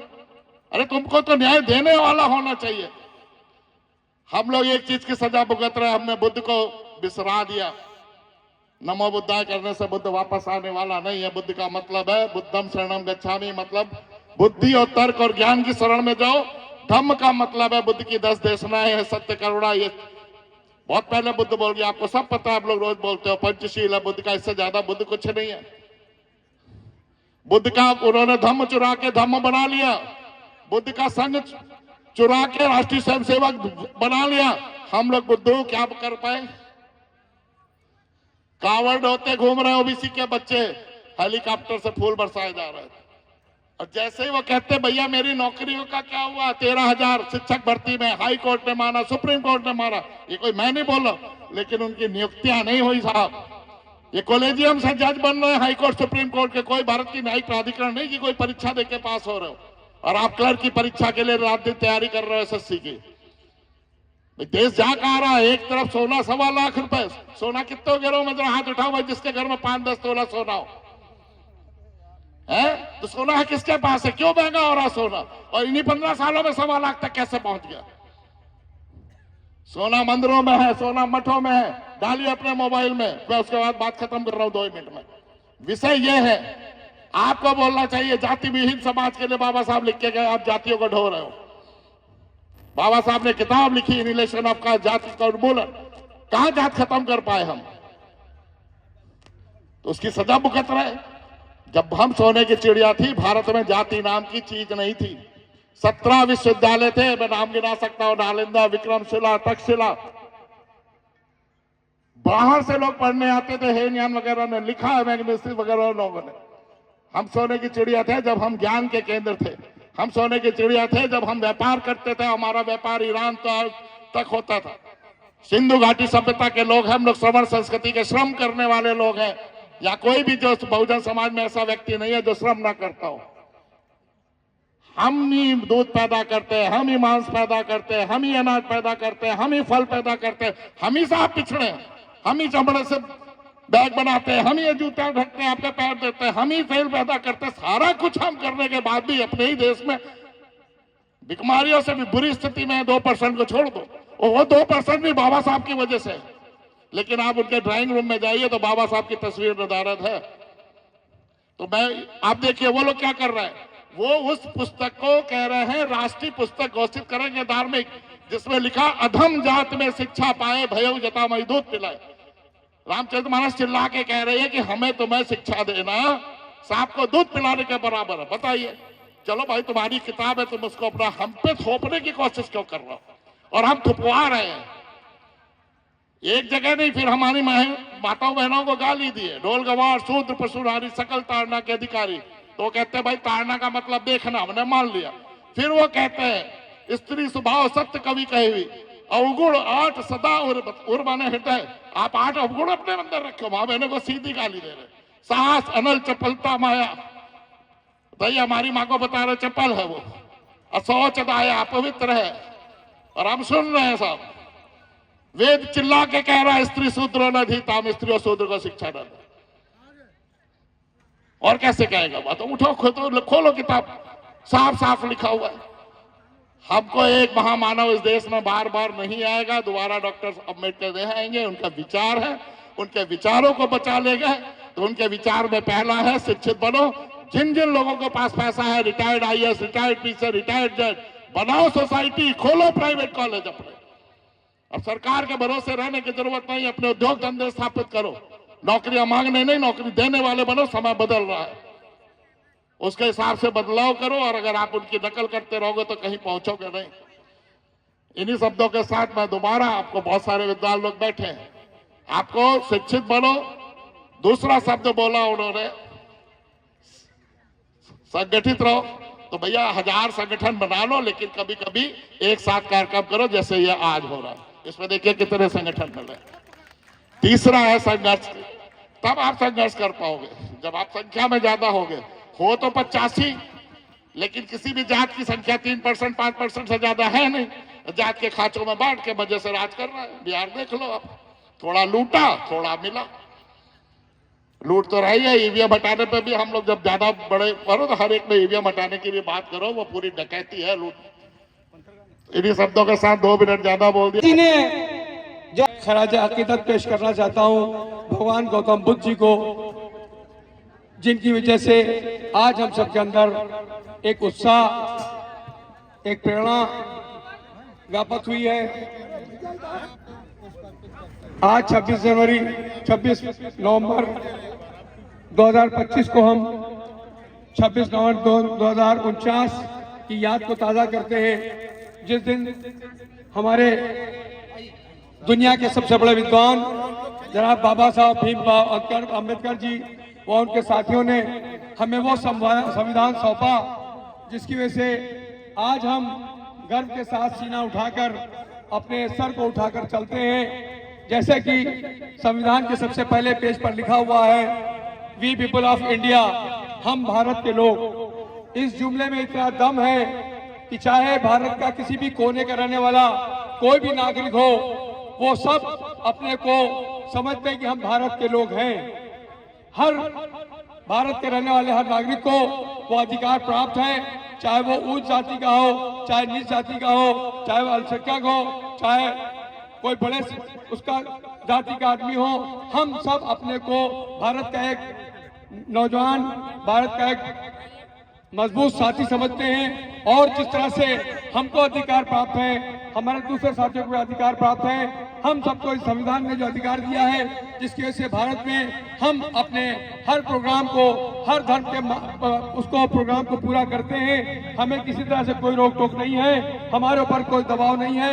हमें जो आज़ादी मिली है इस संविधान के जरिए से मिली है, और जब तक ये संविधान इस भारत में जिंदा रहेगा तब तक हम सब जिंदा रहेंगे। अगर इस संविधान के साथ खिलवाड़ की गई, जैसे कि आज मनुवादी ताकतें चाहती हैं इस संविधान को खत्म कर दिया जाए, यकीन मानिए अगर हम सबने मिलजुल के एकजुट अगर उसकी हमने मुखालफत नहीं की और संविधान की अगर सुरक्षा के लिए नहीं खड़े हुए, तो वो दिन आएगा जैसे कि पहले भी बताया जा चुका है कि आगे हमारे घड़ा होगा, पीछे हमारे झाड़ू होगी, और भी दूसरे हमारे मामला जो होंगे उससे बदतर होंगे।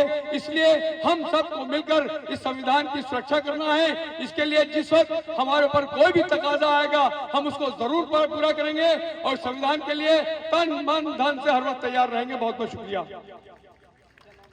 के लिए न सिर्फ अपने ऊपर, जिस तरह से हम लोगों ने अभी शपथ ली है, उस शपथ का मतलब है कि हम इस संविधान से जुड़े हुए हैं, इस संविधान से बंधे हुए हैं।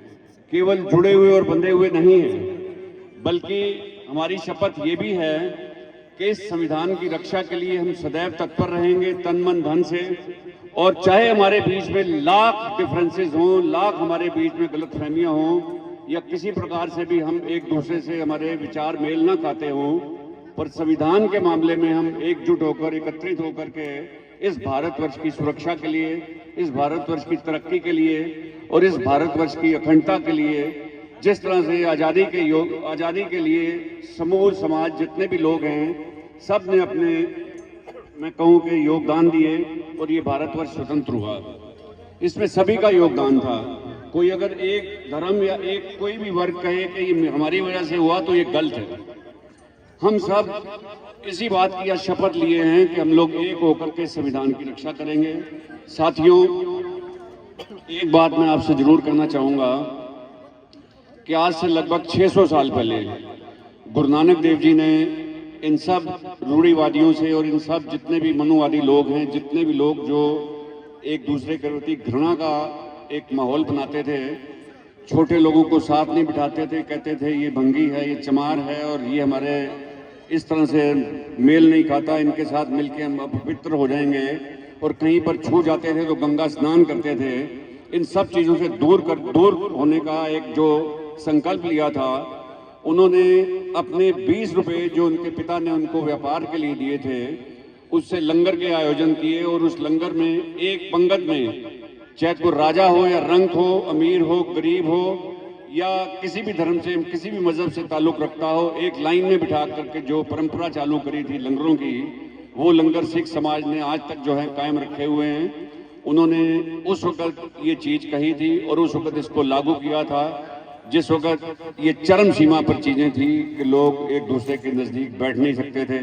लोग कहते थे कि आप निम्न वर्ग से हो, छोटी जात के हो, या हमें सूट नहीं करते।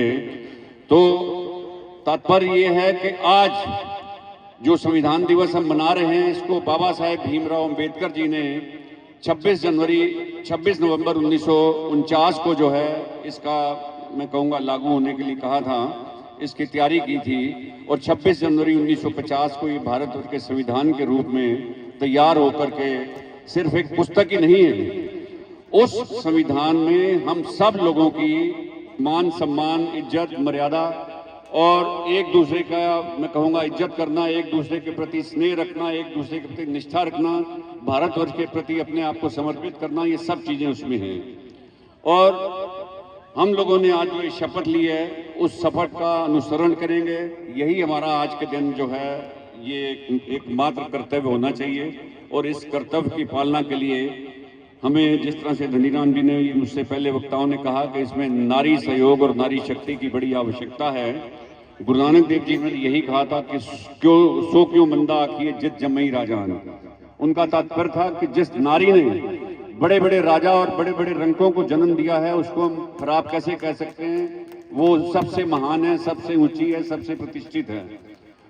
आज के इस युग में नारियां भी जिस तरह से समर्पित होकर कार्य कर रही हैं, यकीन कर जाइए कि आज की नारियां जो हैं वो ज़्यादा पढ़ी लिखी हैं और ज़्यादा काम कर रही हैं। अगर हम सब एकजुट होकर दृढ़ संकल्प होकर के जो हमने आज प्रतिज्ञा ली है या जो तय किया है कि संविधान की रक्षा के लिए हम सदैव तत्पर हैं, थे और सदा रहेंगे, इसका अगर अनुसरण करेंगे तो यकीन मान जाइए ना सिर्फ आपका समाज, हमारा समाज, बल्कि समूह समाज और पूरा विश्व जो भारतवर्ष की इस गरिमा को, भारतवर्ष का जो संविधान है वो दुनिया का सबसे बड़ा संविधान है। और इस संविधान को बनाने वाले भीमराव साहब, बाबा साहब जी ने ये कोशिश करी थी और उन्होंने किया भी कि सबको समानांतर अधिकार दिए, बराबर के दिए, जिसकी वजह से हम सब एक दूसरे के साथ बैठे हुए हैं, एक दूसरे से बात कर रहे हैं, एक दूसरे की इज्जत कर रहे हैं। क्या आप नहीं चाहेंगे कि ये मेंटेन रहे? क्या हमारा संकल्प ये होना चाहिए या नहीं होना चाहिए? सो आप सब ये कहिए कि जो प्रतिज्ञा हमने आज ली है उसका हम अनुसरण करेंगे, उसकी पालना के लिए हम किसी भी एक्सटेंट तक जा सकते हैं, चाहे हमें अपनी जान देनी पड़े और चाहे कुछ भी करना पड़े। इन्हीं शब्दों के साथ मैं आप सबसे क्षमा मांगता हूं, आप सबका धन्यवाद करता हूं। जय भीम। संपन्न, समाजवादी, पंथ निरपेक्ष, लोकतांत्रिक गणराज्य बनाने के लिए तथा उसके समस्त नागरिकों को सामाजिक, आर्थिक और राजनीतिक न्याय, विचार, अभिव्यक्ति, विश्वास, धर्म और उपासना की स्वतंत्रता, प्रतिष्ठा और अवसर की समता प्राप्त करने के लिए तथा उन सब में व्यक्ति की गरिमा और राष्ट्र की एकता और अखंडता सुनिश्चित करने वाली बंधुता बढ़ाने के लिए दृढ़ संकल्प होकर अपनी इस संविधान सभा में आज तारीख 26 नवंबर 2025 को एतद द्वारा, अब तो हम लोग आज के लिए कर रहे हैं इसलिए मैं कह रहा हूं, बाकी तो 1949 को ये पढ़ा गया। संविधान को अंगीकृत, अधिनियमित और आत्मार्पित करते हैं। हम इसकी सुरक्षा के लिए दृढ़ संकल्प हैं। जय भीम, नमो बुद्धाय, जय संविधान। कितने भी नारे लगा लें, कितने भी जयकारे लगा लें, समाज का भला तो नहीं कर सकते हैं। जो लड़ाई हम लोग लड़ रहे हैं परिवर्तन की, वो लड़ाई भी सफल नहीं हो सकती। बाबा साहब एक जगह कार्यक्रम, एक जगह का हर साल अधिवेशन करते थे वो अपने समता सैनिक दल का, और हमेशा वो अपील करते थे कि जो भी पुरुष इस कार्यक्रम में आए वो अपने साथ एक महिला को जरूर लेके आए। महिला से उनका तात्पर्य था अगर विवाहित है, शादीशुदा है तो अपनी जीवन संगनी को लेके आए, और अगर अनमैरिड है अपनी बहन को लेके आए, अपनी माँ को लेके आए, लेकिन एक महिला को जरूर लेके आए। ये बाबा साहब अनिवार्यता उनके कार्यक्रमों में लागू था। अगर 25,000 पुरुष होते थे तो 25,000 महिलाएं भी होती थी। लेकिन हम लोगों ने क्या किया कि अपने तो उठे चले आए और घर में वापस बताते भी नहीं है जाके कि हम क्या करके आए और कहाँ गए थे। ये बड़ी विडंबना है। ये दो बातें मुझे इसीलिए इस अवसर पर कहनी पड़ी कि महिलाओं को जागरूक करना बहुत जरूरी है। समय कम है, मैं बहुत कम समय में अपनी बात रख के और आज के इस कार्यक्रम की भव्यता, आप सभी के सहयोग के लिए पुनः बधाई और साधुवाद देता हूं। साथियों, ये जो कार्यक्रम संविधान दिवस का हम लोग मना रहे हैं, पूरे देश में सभी लोग अपने अपने स्तर पे इस कार्यक्रम को कर रहे हैं। जो भी बुद्धिजीवी लोग हैं, अम्बेडकरवादी लोग हैं, समतावादी लोग हैं, वो सारे आज के दिन इस संविधान की शपथ लेकर के, और संविधान की जो प्रस्तावना बाबा साहब ने दी बड़ी सुंदर दी, क्या कि समता, स्वतंत्रता, बंधुता और न्याय पर आधारित हम समाज और देश का निर्माण करना चाहते हैं। ये प्रस्तावना में ही बाबा साहब ने क्लियर कर दिया कि इसका उद्देश्य क्या है इस संविधान का। लेकिन साथियों, जैसे ही आप प्रस्तावना की शपथ लेते हैं या कहीं भी प्रस्तावना की चर्चा करते हैं तो इन मनवादियों के पेट में दर्द शुरू हो जाता है। वो दर्द समझने की जरूरत है कि ऐसा क्या इस प्रस्तावना में लिखा है। बाबा साहब ने जो संविधान दिया उसका सबसे पहला उन्होंने कहा कि हम भारत के लोग, तो लोगों ने उस समय विरोध किया था। उसके जो बहस के, उसके जो चर्चा है संविधान सभा के, आप पढ़ लेना, उसमें मतदान हुआ था। कोई कह रहा था हम ओम नमः शिवाय से शुरू करेंगे, कोई कह रहा था कि हम अल्लाह अकबर से शुरू करेंगे। सब अपने अपने धर्म की नुमाइंदगी कर रहे थे। तो बाबा साहब का अवसर मिला, बाबा साहब ने कहा कि हमारा विचार है कि हम भारत के लोग से इसको शुरुआत करेंगे। तो सभी ने तालियां बजा के उनका स्वागत किया कि हम भारत के लोग से ही संविधान शुरू किया जाए। तो साथियों, जहां ये बात आई कि हम भारत के लोग, इसमें कोई मनवादी नहीं था, कोई जातवाद व्यवस्था नहीं थी, सारे भारत के लोग। अब भारत के लोग हैं कौन, ये समझने की जरूरत है। भारत में समय समय पर आक्रांता आए, समय समय पर आक्रमणकारी आए और देश को कई बार लूटा, अपने हिसाब से देश को चलाने की कोशिश की। उन्हीं में सबसे पहले कहा जाए, पढ़ा जाए, लिखा जाए, इतिहास जानकार जो लोग हैं उनसे समझा है कि सबसे पहले भारत में आर्यों का आगमन हुआ, पढ़ाया गया, लेकिन वो था आर्यों का आक्रमण। तो जो आर्य थे, बाहरी थे, इस देश के नहीं थे। बाबा साहब भी इस बात को जानते थे। उन्होंने तभी कहा हम भारत के लोग, जो हम भारत के मूल निवासी लोग हैं, समता, स्वतंत्रता और बंधुता और न्याय पर आधारित इस समाज को निर्माण करना चाहते थे, राष्ट्र का निर्माण करना चाहते थे। अब बात उसको करिए आप कैलकुलेशन, आप समता की बात करेंगे, समानता की बात करेंगे, आपका विरोध कौन करता है? आप स्वतंत्रता की बात करेंगे, आपका विरोध कौन करता है? आप न्याय की बात करेंगे, आपका विरोध कौन करता है? जो आपकी इन बातों का विरोध करता हो वो इस देश का मूल निवासी हो ही नहीं सकता है। बोलो, हो सकता है या नहीं? नहीं हो सकता है। इसीलिए बाबा साहब ने कहा था कि हम भारत के लोग ये भारत में व्यवस्था लागू करना चाहते हैं। बाबा साहब ने कई धर्मों का अध्ययन करने के बाद जब बुद्धिज्म को समझा और पढ़ा, तो बुद्धिज्म की जो बातें थी सारी की सारी, उन बातों को बाबा साहब ने संविधान के माध्यम से कानून में डाला और कानून का पालन करवाया, अनिवार्यता लगाई। जो भी अपराध हो सारे बुद्धिज्म में मनाई है, सारे इस्लाम में मनाई है। इस्लाम के जो जानकार लोग हैं आप पूछिए, उसमें साफ संदेश दिया गया है कि आप जालिमों का साथ नहीं देंगे और मजलूमों में जाके इत्तेहाद कायम करेंगे। ये साफ कुरान मजीद में लिखा हुआ, पवित्र कुरान में। लेकिन हमारे लोग कहाँ गए? मजलूमों में गए ही नहीं और सपोर्ट किया जालिमों का। जालिमों का सपोर्ट की वजह से आज इतनी मजबूत सरकारें जो बन रही हैं, जालिमों का सपोर्ट देने से बन रही है। अगर मजलूमों का सपोर्ट दिया होता, ये राजनीतिक बात नहीं है। क्यों राजनीतिक बात नहीं है? कि आज संविधान के दिन संसद के पास में कोई संविधान को जला देता है और इसी देश के कुछ बेहुदे लोग उनको क्रांतिकारी घोषित, उनका सम्मान करते हैं। अगर इस देश में ऐसी सरकारें ना होती तो उनको तुरंत देशद्रोह का मुकदमा लगा के उनको फांसी पर लटकाया जाता, क्योंकि संविधान के साथ उन्होंने छेड़छाड़ की है। संविधान भारत का सबसे पवित्र ग्रंथ है। केवल ये ग्रंथ नहीं है साथियों, मैं ये बात और बताना चाहता हूँ। आपके साथ हजारों सालों से जो अन्याय अत्याचार होता रहा, अन्याय अत्याचार जो हुआ, उसका जीता जागता सबूत है संविधान।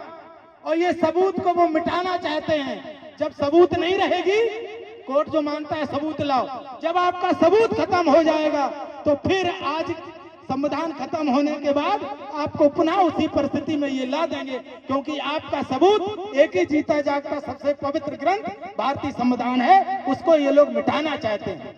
अब हमको करना क्या चाहिए? अगर संविधान को हमको बचाना है, हम लोग संविधान की कसम खाते हैं और संविधान की किताब को लेकर केवल फोटो खिंचा लेने से हम संविधान को नहीं बचा पाएंगे। संविधान को बचाने के लिए उसके जो अनुच्छेद हैं उसका अध्ययन करिए और लोगों को ये बताइए कि हम लोग एकजुट रहें। हम लोग भले ही लाखों संगठनों में बटे हुए हों, लेकिन कॉमन मिनिमम जो विचारधारा है हमारी जो विचारधारा कौन सी है? समता की विचारधारा, समानता की विचारधारा, स्वतंत्रता की विचारधारा। उस विचारधारा के आधार पर हम अपने लोगों को एकजुट करें और एकजुट करने के बाद इस देश में आंदोलन खड़ा करें। वो आंदोलन हिंसात्मक नहीं होना चाहिए। हमारे धर्म गुरुओं ने कहा है, हमारे महापुरुषों ने कहा है कि हम लोग हिंसावादी नहीं है, हम लोग हमेशा अहिंसक रहे हैं, लेकिन हम लोग कायर भी नहीं रहे हैं। तो हमको कायरता छोड़ते हुए, अहिंसा का पालन करते हुए हमको इन बातों को समझना है और हमको सबको एकजुट होकर के इस आंदोलन को गति देना है। जैसे मैं इंजीनियर हूँ, मुझे मालूम है कि ईंट से ईंट सीमेंट जोड़ती है, रबड़ प्लास्टिक सोल्यूशन से जुड़ता है, लकड़ी को लकड़ी फेविकोल जोड़ती है। इंसान को इंसान से जोड़ने का जो फार्मूला है, जो केमिकल है, बहुजन समाज को जोड़ने का जो केमिकल है, वो विचारधारा का केमिकल है। वो विचारधारा समता, स्वतंत्रता और बंधुता, न्याय पर आधारित आपकी विचारधारा होना चाहिए। हम किसी भी संगठन का विरोध ना करें, किसी भी व्यक्ति का विरोध ना करें, केवल हम एक जन आंदोलन निर्माण करें इस भारत में। और जब जन आंदोलन निर्माण होता है, साथियों, जो लोग सत्ता की लड़ाई लड़ रहे हैं, सत्ता की भागदौड़ में लगे हैं, उनको पता ही नहीं है कि जब आंदोलन निर्माण करोगे तो सत्ता आपको बोनस में मिलेगी। तो साथियों, समय कम है, इसी शुभ संदेश के साथ आज के दिन सभी लोगों को हार्दिक शुभकामनाएं संविधान दिवस के मौके पर। और आप लोग बस एक ही काम करें, अपने बच्चों को जरूर पढ़ाएं, भले ही जैसी शिक्षा मिले उनको घर में पढ़ाएं, आधी रोटी खाएं। अंधकार वहां जहां आदित्य नहीं है, आदित्य मीन्स अंधेरा, अंधकार है वहां जहां आदित्य नहीं है, और मुर्दा है वो लोग जहां साहित्य नहीं है। एक बार नारा लगाएंगे, जय जय भीम, जय जय भीम, भारतीय संविधान जिंदाबाद, भारतीय संविधान जिंदाबाद, जय भीम, नमो बुद्धाय, जय संविधान, जय भारत। समस्त संतों, गुरुओं, महापुरुषों के चरणों में मैं नमन करते हुए अपनी वाणी को प्रारंभ करता हूं। साथियों, आज का दिन हमारे बहुजन समाज के लिए एक बहुत बड़े पर्व का दिन है, क्योंकि हम सभी जानते हैं कि हमारा भारतवर्ष 1947 में आजाद हुआ था। लेकिन क्या आप जानते हैं, क्या 1947 में हम बहुजनों को आजादी मिली थी? नहीं मिली थी। हम उसी प्रकार से दबे कुचले थे, हमें कोई अधिकार प्राप्त नहीं थे। वो तो उस महामानव ने, डॉक्टर बाबा साहब भीमराव अंबेडकर ने जो संविधान लिखा 26 नवंबर 1950 को, जब हमारा संविधान लागू हुआ, तब हम बहुजनों को अधिकार मिले। और उस अधिकार के चलते आज हम सब यहां, कितना अच्छा दृश्य है ये कि हम सब कुर्सी पर विराजमान हैं, मंच पर बैठे हुए हैं। अरे वो दौर याद कीजिए जो हमारे पुरखों ने झेला है, कि आज तो हम यहां मंच पे भी बैठे हैं, कुर्सी पर भी बैठे हैं। वो दौर अलग था कि जब हम अपने दरवाजे, अपनी खटिया पर नहीं बैठ सकते थे।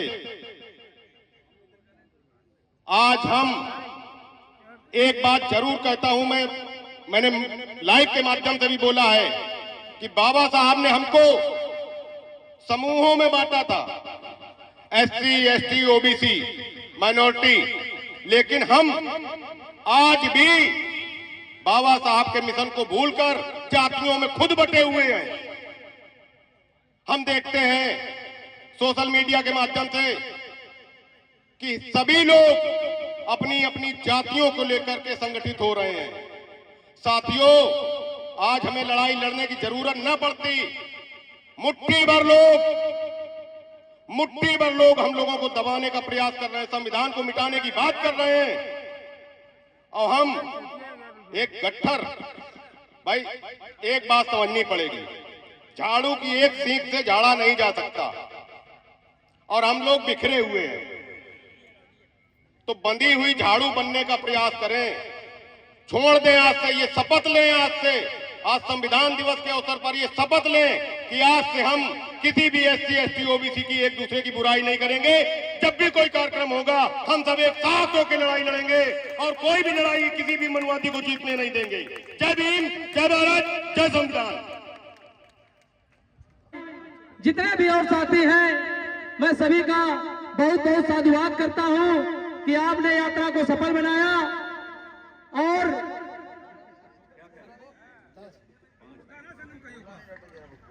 लाट साहब ने भी 10,000 रुपए का योगदान दिया है।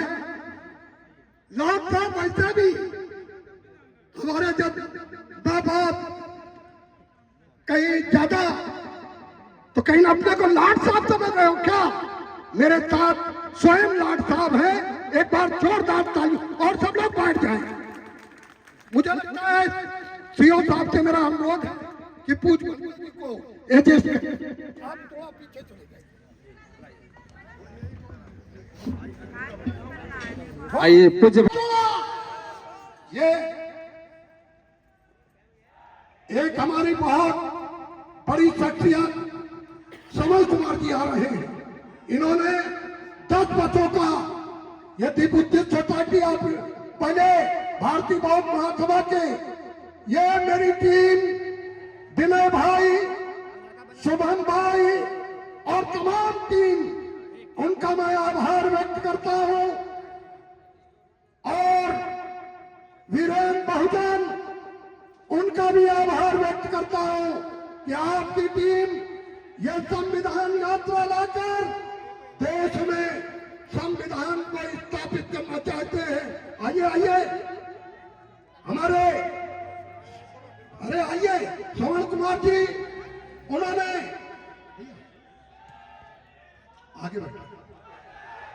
कुछ लोग आतर सिंह जी हमारे लीडर, वो भी कृपया करके मंच पे आ जाए।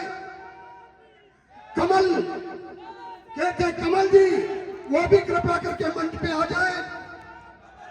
आइए, बहुत बहुत स्वागत है। ये छात्र राष्ट्रीय अध्यक्ष हैं, वो भी हमारे बीच में। मुझे लगता है अरे सीओ साहब थोड़ा से अगल बगल हो जाए। जो लोग बाहर से आ रहे हैं वो हम उनसे अनुरोध है कि वो आइए भाई, आइए, आपका स्वागत है। वीरेंद्र बहुजन जी, शुभम जी, भाई विनय जी, कृपया करके मंच पर आए। और सभी अनुरोध सब और पूरी टीम से अनुरोध है, आपका स्वागत है, आपका अभिनंदन है। आप जरा थोड़ा से जिसको बुलाया, अभी और तमाम लोगों को बुलाया जाए। खाली केवल कह देते हैं जय भीम तो इनके तमाम लोग औकात पे आ जाते हैं। तमाम लोग, मैं हाथ जोड़कर विनती करना चाहता हूं। कमल साहब ने भी मुझे 1000 रुपए का, वो 5000 रुपए का सहयोग दिया एक वर्ष का। कमल जी का मैं आभार व्यक्त करता हूं। देखिए ये पैसा, कोई भी पैसा, ये सारा पैसा समाज का है और समाज के लोगों ने ये पैसा दिया तो ये कार्यक्रम। और आपको बता दें, अब ये हमारी शोभा यात्रा आ जाए, उसके बाद बड़ी बड़ी शख्सियत एक तरफ से बोलेगी। यहाँ पर सिख हैं, यहाँ साजिद सर मुसलमान भाई हैं, विनोद पाल हमारे ताकतवर व्यक्ति वो भी हमारे हैं। यहाँ पर पूरी टीम, वो ये 500 रुपए का दान महावीर भाई ने भी दिया और एक बस लेके आए। अब केवल मैं इसलिए बाबा साहेब, बाबा साहेब, बाबा साहेब, संविधान, संविधान, संविधान, संविधान। देख रहे हो, खाली संविधान का नाम लाई लो तो इनके बुखार आ जाते।